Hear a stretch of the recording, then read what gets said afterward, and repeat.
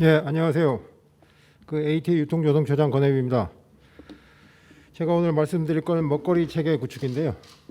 저희 AT는 정책을 짜거나 연구하는 기관이 아니고 정책을 실행하는 기관으로서 저희가 실행하면서 느꼈던 부분이나 이런 부분들을 위주로 이제 보고를 드리도록 하겠습니다. 콘텐츠에서 이제 목차는 이제 들어가면 정책 방향 이렇게 있는데요. 기본적으로 정책 방향은 아는 부분이기 때문에 정책 방향은 좀 간단히 하고 나머지 부분들을 좀 많이 하도록 하겠습니다. 이 코로나가 오면서 어쨌든 2020년 하면 키워드가 코로나인 것 같습니다. 그래서 코로나가 먹거리에도 많은 영향을 미쳤고, 그런 먹거리 영향 중에서도 이제 코로나로 인해서 인적 물적 교역이나 이런 부분이 많이 제약이 오면서 베트남이나 브라질에서 이제 수출을 금지하는 어떤 이런 부분들이 와서 식량 안보에 대한 부분도 이제 화두가 많이 됐습니다. 그런 와중 속에서도 우리 농업과 이제 로컬 푸드에 대한 중요성이 높아져서 기본적으로 로컬 푸드 직매장이 매출액이 늘어나고 있다라는 어떤 그런 뉴스도 접할 수 있었습니다. 앞에서 많은 발표분들이 말씀하셨지만 식량 자급률 우리나라 한 22% 정도 됩니다. 근데 이것은 이제 코로나만의 문제가 아니고 환경이라든가 이런 부분들이 여러 가지 부분에서 우리가 언제 어느 때 풍작이 올 수 있고 하기 때문에 이런 식량 안보라든가 자급률 부분들은 상당히 우리나라 입장에서 상당히 중요한 어떤 화두라고 볼 수 있겠습니다. 로컬 푸드 직매장 현황을 보시면 그러니까 19년 1월부터 6월까지 매출액과 2000년 1월부터 6월까지의 동일한 직매장 매출액을 비교했을 때 25%가 상승했다는 것입니다. 그래서 이것은 이제 우리가 이제 로컬 푸드에 대한 인식이 상당히 많이 바뀌었다. 그다음에 어쨌든 근거리 중소형 매장에 대한 선호도가 높아졌다. 이런 쪽으로만 우리가 생각을 하고 분석을 할 것이냐 하는 부분들을 봤을 때 어쨌든 유통이라는 부분이 온라인 부분이 많이 늘어서 우리가 식품 쪽이나 이런 쪽을 보면 그 산자부에서 발표한 걸 보면 식품 쪽이 이제 온라인 쪽이 한 50% 정도 늘었다 작년 대비해서. 그러나 이제 오프라인 쪽은 상대적으로 이제 많이 줄었는데, 그래서 SM이나 이런 쪽도 마이너스 3.4%를 차지하고 있습니다. 그래서 어쨌든 오프라인 부분들이 전반적으로 다 줄었는데 우리 로컬 푸드 직매장도 대표적인 오프라인 매장입니다. 그래서 오프라인 매장만 이 로컬 푸드 직매장 25% 늘어난 부분들이 상당히 좀 우리가 로컬 푸드나 어떤 푸드 플랜을 하는 입장에서 상당히 긍정적인 신호입니다. 그러나 다만 이제 거기서 우리가 좀 더 분석을 해봐야 되겠습니다만은 이게 분석을 해보면 이제 금년도 우리가 농산물 가격이 그 작년에 비해서 많이 올랐습니다. 그래서 가격이 좀 오르다 보니까 이제 로컬 푸드 직매장으로 좀 고객들이 많이 가지 않나 하는 부분이 있고, 두 번째 부분은 이제 이 코로나로 인해서 직거래 장터라고 하는 이제 비상설 매장들이 기본적으로 개장을 많이 못했죠. 그래서 그런 직거래 장터가 개장을 안 함으로 인한 어떤 그런 후광 효과 이런 부분까지 포함돼서 아마 25% 정도 상승했지만, 어쨌든 얼굴이는 먹거리에 대한 어떤 국민들의 인식이나 이런 부분들이 많이 바뀌었다. 이렇게 분석을 드릴 수 있겠습니다. 다음은 정책 방향입니다. 정책 방향 중에서 우리가 이제 로컬 푸드 부분이 이제 작년 6월 달에 농식품부에서 정책 방향으로 설정을 해서 기본적으로 비전을 이제 생산자와 소비자가 함께하는 얼굴 있는 건강한 먹거리라는 어떤 비전을 가지고 인지도, 그다음에 로컬 푸드 공공급식을 70%까지 확대하겠다. 그다음에 참여 지자체를 100개소, 그다음에 로컬 푸드 유통 비중을 갖다가 15%까지 확대하겠다는 어떤 큰 그림을 가지고 이제 했고, 거기에 따라서 이제 푸드 플랜 부분은 이제 로컬 푸드와 푸드 플랜이 일치하는 건 아니지만은 어쨌든 푸드 플랜 속에 로컬 푸드는 상당히 중요한 부분이고, 그래서 이제 로컬 푸드 부분들을 이제 정책으로 했고, 어쨌든 정부에서 이제 푸드 플랜이라는 부분을 가면서 푸드 플랜이라는 건 기본적으로 지자체가 주관이 돼서 지자체가 수행을 하는 거기 때문에 정부 주도의 어떤 초기의 정책에서 지자체와 시민단체 위주로 바뀌고 하는 부분들은 당연한 결과라고 이렇게 볼 수 있겠습니다. 그래서 하나하나의 정책들을 보면 이제 푸드 플랜 기반 조성 부분에서는 지자체 역량 강화, 그래서 이제 푸드 플랜 수립하는데 뭐 비용을 주고, 그다음에 푸드 플랜을 하려다 보면 다양한 시설이나 이런 부분이 필요하기 때문에 어떤 그런 시설들을 이제 패키지로 지원하는 사업. 그래서 이제 패키지로 그 사업을 하다 보니까 그 패키지 하는 것들이 이제 다양한 시설들이 들어가기 때문에 거기에 이제 전문 컨설턴트, 그래서 패밀리 닥터라고 하는 사람들을 배치해서 컨설턴트로 활용하는, 그다음에 교육을 시키고, 그다음에 제도적으로는 이제 미국의 어떤 지수나 이런 것들을 저희들이 벤치마킹해서 기본적으로 로컬 푸드 지수라는 걸 개발해서 각 지자체에 그런 지수를 해서 어쨌든 뭐 좀 로컬 푸드를 독려하고 어떤 이런 지표들이 있고요. 그다음에 생산 소비 기반 구축 사업. 그래서 이런 부분들이 이제 푸드 플랜 기반 조성이고, 푸드 플랜의 다양성 확장성, 이 부분은 이제 사회적 경제 조직들이 자율적으로 로컬 푸드나 이런 걸 가지고 공익적 기능을 수행하고 있는 부분들을 활성화시키고 해서 자율적으로 이제 좀 그 시민 단체들이나 이런 사람들이 로컬 푸드나 푸드 플랜 확산화시키는 어떤 이런 사업이 되겠습니다. 그다음에 가치 확산, 그래서 저희들이 컨텐츠도 제작하고 이런 다양한 부분들이 이제 주요 정책으로 있습니다. 그래서 그 정책들을 뭐 제가 뭐 다 일일이 소개시켜드릴 수는 없고요. 그 중에서 이제 전문가 컨설팅, 그래서 FD라는 부분이 있는데, FD를 저희가 20명 정도 해서 각 지자체별로 이제 배치를 해서 컨설턴트를 합니다만은, 여기서 상당히 고민은 이제 컨설턴트의 수준에 따라서 이게 차등이 좀 많다. 그래서 이게 컨설턴트에 대한 부분들을 이제 어떻게 배양하고, 그다음에 배치를 좀 더 이제 이 잘하는 사람과 못하는 사람을 이제 뭐 복수로 배치하고 뭐 이런 부분들이 상당히 숙제로 되어 있고요. 그다음에 전문교육 과정 같은 경우에 저희가 작년에 지자체에서 푸드 플랜 수립이 계획되어 있는 데에 대해서 지자체 담당자와 그 지역에 있는 시민 전문가, 그다음에 푸드 플랜을 가지고 같이 일하는 사람, 이렇게 각 시군에서 한 3, 4명씩 이렇게 묶어서 한 6주간 1, 2박으로 1박 2일 정도로 해서 6주간 이제 교육을 시켰을 때 상당히 효과가 있었고, 거기 있는 사람들이 어쨌든 푸드 플랜을 실행해야 되는 사람들이 와서 상당히 의미 있는 교육을 했습니다, 작년에. 그래서 금년에도 이제 그 부분을 확대하려고 그랬는데 코로나 때문에 아마 이 교육은 상당히 좀 진척이나 이런 부분이 없지만, 어쨌든 이런 교육을 통해서 타 시군의 어떤 활성이나 이런 부분도 벤치마킹 할 수 있고 해서 기본적으로는 상당히 의미 있는 교육이었다, 이렇게 말씀드릴 수 있고요. 그다음에 공공급식, 이 부분은 이제 우리가 2022년까지 70%까지 확대하는 걸로 되어 있는데, 이게 공공급식에다가 이제 로컬 푸드라든가 이런 걸 공급하는 부분들은 이제 기본적으로 이제 B2B 시장입니다. 이게 B2B. 그래서 우리가 이제 B2C는 이제 환경이나 이런 거에 따라서 확확 바뀔 수가 있는데, 이 B2B는 그렇게 확확 바뀌는 시장이 아니기 때문에 상당히 어려운 과제고, 그래서 우리가 혁신 도시에다가 이제 로컬 푸드 공급하는 부분도 이제 나주와 전주, 완주 뭐 이렇게 해서 이제 하고 있는데, 그 도시들의 기본적인 특성은 뭐냐면 푸드 플랜을 수립한다. 그래서 푸드 플랜을 수립하고 조례를 제정하고 거기에 따라서 그런 푸드 플랜을 실행할 수 있는 중간 조직을 가지고 있다. 그래서 그 중간 조직이 이제 나주 같으면 나주 푸드 플랜 통합 지원 센터라고 하고, 전주 같으면 전주 통합 지원 센터라고, 이렇게 이제 그 재단법인 형태로 어떤 실행 조직이 있기 때문에 그런 실행 조직이 이 로컬 푸드나 이런 걸 수집을 해서 각 공공기관별로 이제 배송을 하는 어떤 이런 기능을 해주는 어떤 중간 조직이 있어서 이제 그런 두 개의 혁신 도시들은 우리가 로컬 푸드를 우선 공급하고 하는 부분들을 이제 추진하는데, 그렇지 않은 이제 혁신 도시들은 이게 좀 추진하는데 상당히 어려움이 있고, 그래서 일단은 그런 우리가 이게 유통이라는 것은 어쨌든 누군가는 수집하고 분산의 기능을 해줘야 되기 때문에 우리가 혁신 도시들 운영을 하면서 어떤 느꼈던 부분들은 그런 부분들이 있고요. 그다음에 학교 급식이나 이런 부분도 저희도 안동이나 이런 데다가 상당히 많이 추진을 했는데, 그 부분도 어쨌든 뭐 중간 조직이라든가 이런 부분들이 필요하다. 그래서 이것은 B2B 시장이고 하기 때문에 기본적으로 유통의 어떤 기능이나 이런 부분들을 염두에 두고서 우리가 추진해야지 상당히 성과가 좀 날 수 있는 어떤 이런 분야로 제가 인식하고 있습니다.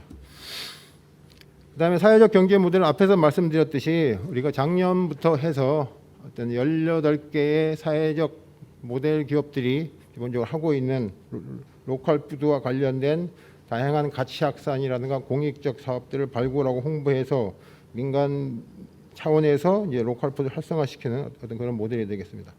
로컬 푸드 지수는 이건 이제 소비자 시민의 모임과 이제 공동으로 해서 작년 한 해 동안의 지수, 그러니까 지표들을 어떻게 가져갈 것인가 그런 논의를 많이 해서 기본 전문가들하고, 그래서 금년 연초부터 우리가 159개 지자체에 대해서 평가를 하고 상위 20개소에 대해서 저희들이 뭐 실사를 가서 이제 거의 확정이 돼 있는데, 저희들 발표를 해야 되는데 이 코로나 때문에 지금 발표가 계속 미뤄지고 있어서 어쨌든 뭐 금년에 첫 해였기 때문에 상당히 많은 어떤 시행착오나 이런 걸 겪었고, 그런 부분들에 대해서 내년도에는 좀 더 지표를 바꾸고 해서 뭐 금년보다는 좀 더 이제 제대로 된 어떤 로컬 푸드 지수가 되도록 하겠다는 말씀을 드립니다.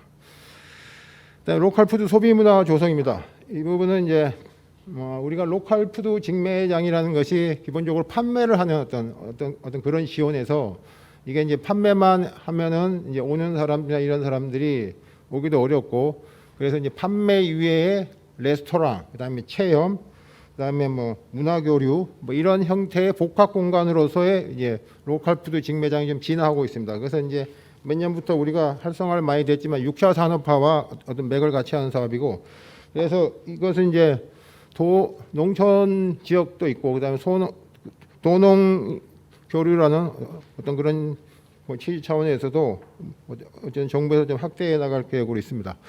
그다음에 로컬 푸드 직매장 배송 서비스입니다. 이것은 이제 코로나 때문에 어떤 직매장으로 사람들이 많이 안 오죠. 그래서 이제 주문을 받아서 배송을 하는, 어쨌든 이건 이제 시범 사업을 해서 금년에 한 개소를 해서 어떤 성과나 이런 걸 확대할 계획으로 있고요. 그다음에 가공 활성화 부분은 이제 외식 업체들도 사람이 많이 안 가니까 외식 업체 중에서 로컬 푸드를 많이 쓰는 사람들의 그 요리나 이런 것들을 밀키치화해서 이번 직매장에서 팔자.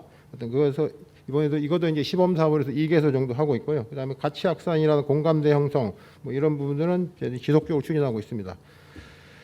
그다음에 우수 사례 부분은 이제 크레에서 뭐 하나를 발표하다 그래서, 어쨌든 이제 장성이라는 데가 5만 명이 안 되는 도시입니다. 그래서 도시가 아니고 군이죠, 군. 그런데 여기가 지금 어쨌든 뭐 좀 특수한 부분들이 이 강주라는 대도시 옆에 있고, 또한 상무대라는 이제 이 군 급식 어떤 수요가 70억 있는 어떤 이런 좀 일반적인 데하고는 특수하게 어떤 그런 점을 가지고 있어서, 이쪽에서는 이제 비전을 갖다가 건강한 국민, 뭐 지속 가능한 농업, 다 함께 잘 사는 장성군이라고 했고, 목표는 2022년까지 1,500 농가 참여 300억 소비 시장 창출이라는 확실한 목표를 가지고 기본적으로 푸드 플랜 패키지 사업 10개 사업을 신청해서 어차피 선정이 돼 있고, 그다음에 먹거리 위원회라든가, 그다음에 실무위원회, 그다음에 조례라든가 어떤 이런 부분이 설정돼 있고, 또한 여기서 중요한 것은 이제 기본적으로 강주에다가 직매장을 하도록 부지 협약을 했고, 그것은 이제 농어촌 공사 부지인 거를 이제 농어촌보다 협약을 통해서 했고, 그다음에 공공금식 지원센터도 어떤 장성군에서 이제 독립적으로 짓는 것보다는 농협이 가지고 있는 물류센터 내에 하는 어떤 이런 식으로, 기본적으로는 이제 이 장성군 혼자서 하기 어렵기 때문에 타기관하고 협업을 하고, 그다음에 장성군수의 확고한 어떤 철학, 뭐 그런 부분들, 그다음에 확실한 목표, 뭐 이런 부분들이 장성군 푸드 플랜이 앞으로 가는 데 대해서 좀 밝지 않겠는가 하는 생각을 가지고 저희들이 우수 사례로 발표를 했습니다. 일단 향후 과제입니다. 지속 가능한 먹거리 체계 구축을 위해서 다양한 부분에 대해서 우리가 뭐 역할을 해야 되겠습니다만, 일단은 이제 우리가 식량 안보라는 부분들에 대해서 AT 입장에서는, AT가 이제 뭐 쌀도 하고 콩도 하고 뭐 밀도 하고 여러 가지 품목들에 대해서 우리가 수매도 하고 수입도 하고 어떤 실무를 다루는 기관으로서, 기본적으로 이런 곡물들 중에서 우리가 이제 기본적으로 자급률이 많이 떨어지는 밀, 콩 뭐 이런 부분들은 좀 자급률을 높여야 되겠다. 그래서 이제는 수매를 양을 좀 늘리면서 고객의 니즈에 맞게 그런 것들을 좀 가공도 하고, 그다음에 품종, 특히 밀 같은 경우에는, 우리 밀 같은 경우에는 이제 국수용으로만 많이 하기 때문에 우리가 이제 빵용이나 이런 쪽으로도 이제 해서 기본적으로는 좀 밀 같은 경우에는 한 5% 정도, 콩 같은 경우는 35% 작업률을 좀 가져가서 식량 부분에 어떤 위기가 닥쳤을 때는 최소한의 우리가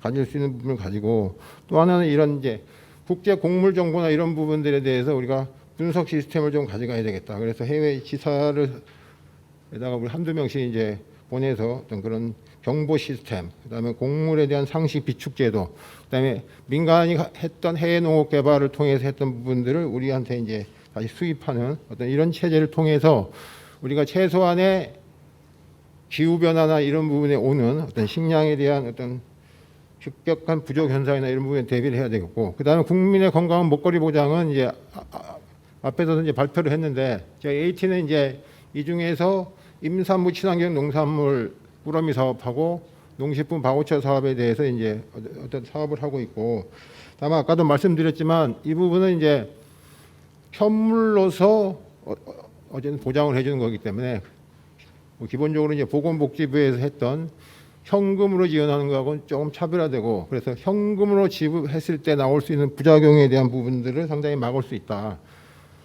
그리고 이제 우리가 금년에는 이제 여러 가지 이제 환경이라든가 날씨에 의해서 우리가 농산물이 약간 부족한 부분이 있는데, 작년이나 재작년이나 하여튼 여러 가지로 봤을 때 우리가 농식품의 과잉 시대를 맞고 있습니다. 그래서 우리나라도 농식품의 과잉 시대를 맞고 있기 때문에 건강한 먹거리 보장과 함께 우리 농식품의 수요 기반 확대라는 측면에서도 이런 부분들은 우리가 상당히 중요한 파트고, 지금 현재 먹거리라든가 그다음에 바우처 사업 이런 부분들이 금년에 이제 시범 사업을 하고 있기 때문에 그런 시범 사업들이 정착돼서 본궤도에 올라갈 수 있도록 여기 계신 분들도 많은 응원을 부탁드리겠습니다.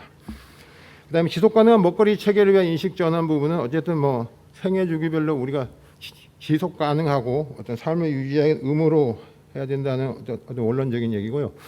그다음에 국가 지역 푸드 플랜의 유기적 연계 부분은 우리가 이제 지역 푸드 플랜 부분은 이제 상당히 많이 진전되고 많은 지자체에서 이제 수립하고 있지만, 국가 푸드 플랜은 아직도 좀 농특위에서 논의를 하고 있고 연구 영역을 주고 있어서 빨리 이제 국가 푸드 플랜 부분이 좀 어느 정도 돼서 같이 지역 푸드 플랜과 연계를 같이 가는 어떤 이런 부분들이 중요한 과제가 될 것 같습니다.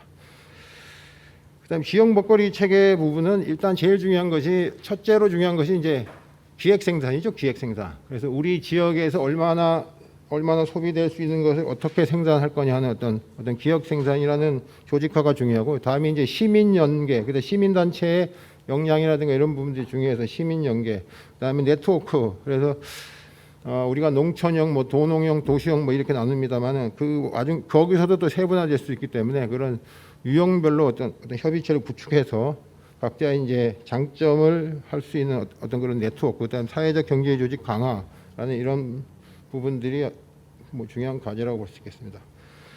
다음 공공구시 통합 플랫폼은 이제 우리 뉴딜에 이제 AT에서 유일하게 들어가 있는 어떤 그런 과제죠. 그래서 이것은 이제 우리가 공공급식 부분이 상당히 커지기 때문에 공공급식에 대해서 우리가 급식 재료에 대한 표준화도 해주고, 그다음에 수발주 시스템, 그다음에 농가라든가 다양한 기관들이 연계할 수 있는 플랫폼을 구축해서 다양한 기관들이 직접 자기네들이 플랫폼 구축하는 것보다는 일로 들어와서 상당한 비용을 절감시키고, 그것을 통해서 공공급식이 기본적으로 활성화될 수 있는 어떤 그런 기반을 만드는 것입니다. 그래서 저희들이 이제 기본적으로는 조직도 만들었고, 그다음에 ISP 다 했고, 그다음에 내년도에 49억이 반영되고 내후년도에는 한 23억이 반영돼 있어서 기본적으로 내년도에는 하고 후년도에 이제 고도화하는 어떤 그런 걸 통해서 기본적으로 7조 원 이상이 되는 어떤 이런 공공급식의 기본적으로 우리 통합 플랫폼을 통해서 비용을 최소화하고, 누구든지 이걸 통해서 우리가 건강한 먹거리가 선순환 될 수 있는 어떤 공익적 역할을 수행하겠다 말씀을 드리고요. 어쨌든 먹거리 체계라는 것이 여기 나와 있는 뭐 푸드플랜, 로컬 푸드만으로는 되는 건 아니고, 이것은 이제 우리가 좀 더 특수 계층이라든가 어떤 뭐 좀 그런 쪽의 얘기고, 그렇지 않은 현재 있는 우리가 대량 유통이나 대량 소비 뭐 이런 부분들도 우리가 먹거리 체계 구축에서 상당히 중요한 부분이기 때문에 그런 부분들은 이제 우리 김상호 박사나 이런 부분들로 대체하는 걸로 하고 이상으로 마치도록 하겠습니다. 감사합니다. 안녕하세요. 한국농촌경제연구원의 황윤재입니다. 앞선 권오혁 처장님 발표 말씀 잘 들었습니다. 발표해 주신 것처럼 최근에 로컬 푸드의 중요성이 상당히 커지고 있고 지속 가능한 먹거리 체계 구축 필요성이 확대되면서 현재 지역 먹거리 관련한 다양한 정책과 사업이 추진되고 있습니다. 60, 70년대 이후 국가 경제가 발전하고 식생활 관련한 경제 사회적 여건이 급속도로 변화하고 있습니다.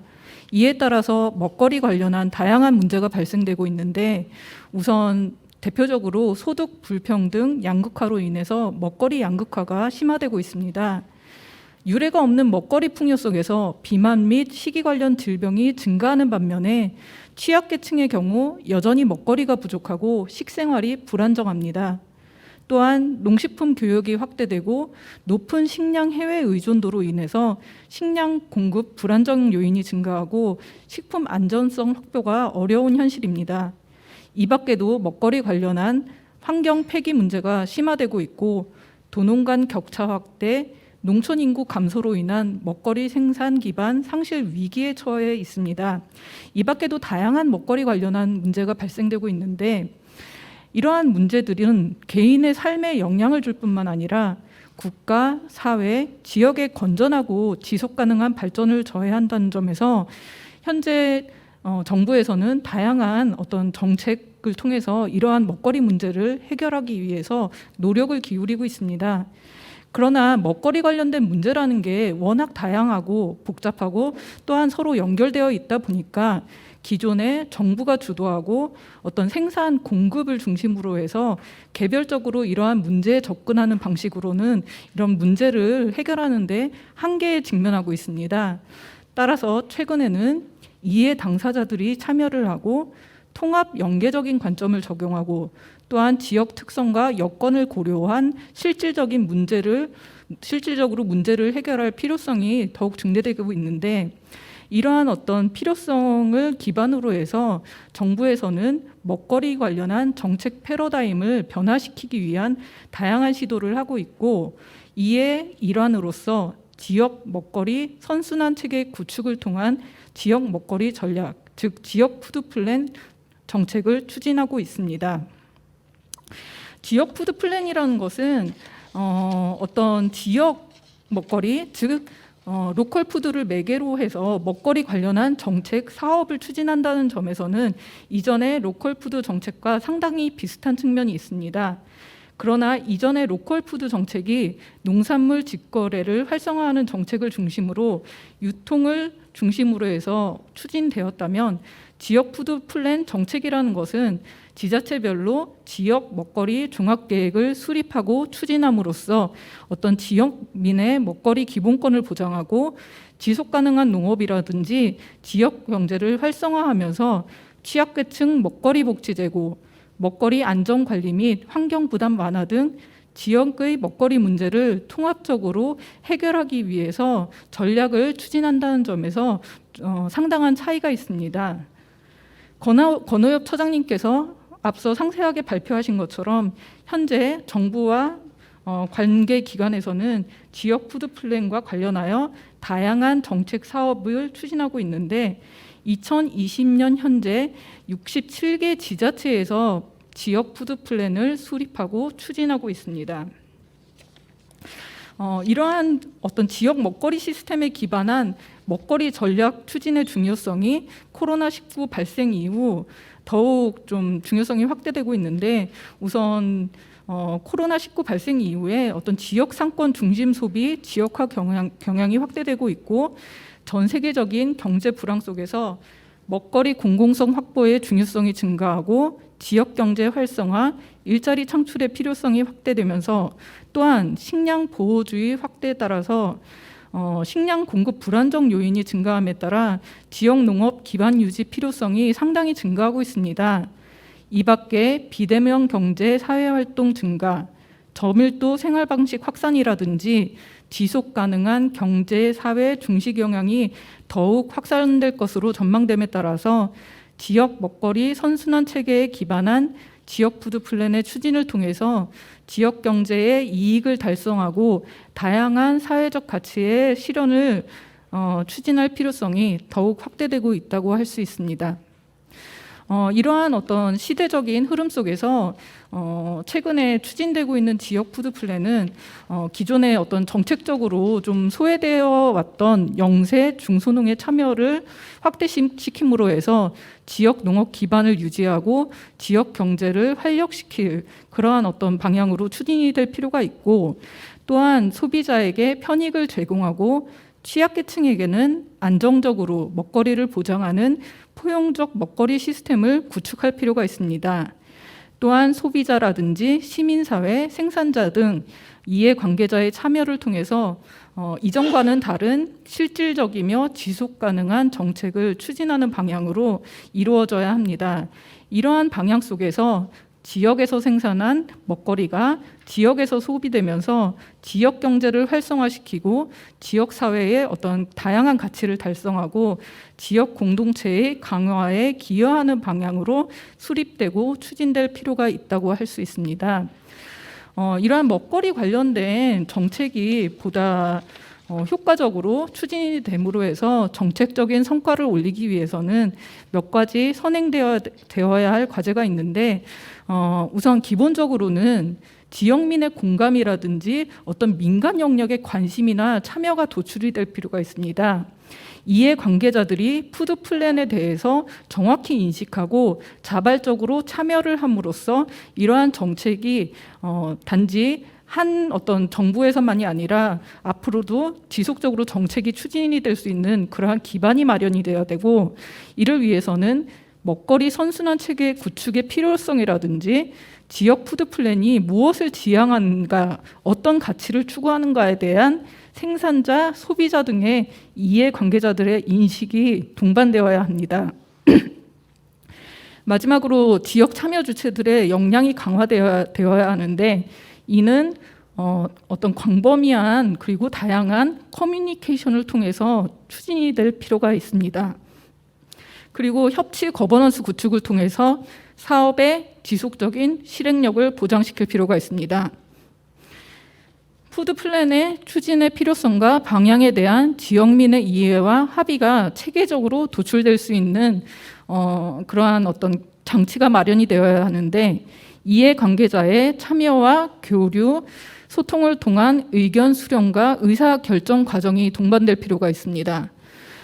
이를 위해서는 어떤 협치 거버넌스라는 것이 단순히 어떤 지역민들의 자문이라든지 일시적인 어떤 그러한 의견을 수렴하는 그러한 어떤 조직으로서가 아니라 보다 상시적이고 실효성 있는 조직으로서 마련이 될 필요가 있습니다. 또한 지역적 특성, 여건을 반영한 실효성 있는 정책이 추진이 될 필요가 있습니다. 도시, 농촌, 도농복합 지역 등 다양한 지역의 유형을 고려하고 먹거리 보장, 지역경제 활성화, 환경 지속성 제고 등 지역의 다양한 정책 수요의 차이를 반영한 지역의 특성화된 모델을 구축하고 정책적으로 접근될 필요가 있습니다. 그러나 이런 어떤 지역의 먹거리라는 것이 사실 한 지역의 한 기초 단위에서 생산하는 그러한 먹거리만으로 그 지역의 수요를 다 충족할 수 있는 것은 아니기 때문에 이러한 어떤 기초 자치단체별 단위별 전략과 함께 기초자치단체 그리고 기초자치단체, 기초와 광역 간 지역을 연계할 수 있는 그러한 어떤 연계 전략도 동반될 필요가 있습니다. 다음으로는 지역 경제, 지역 사회와 연계한 사업 모델이 마련될 필요가 있습니다.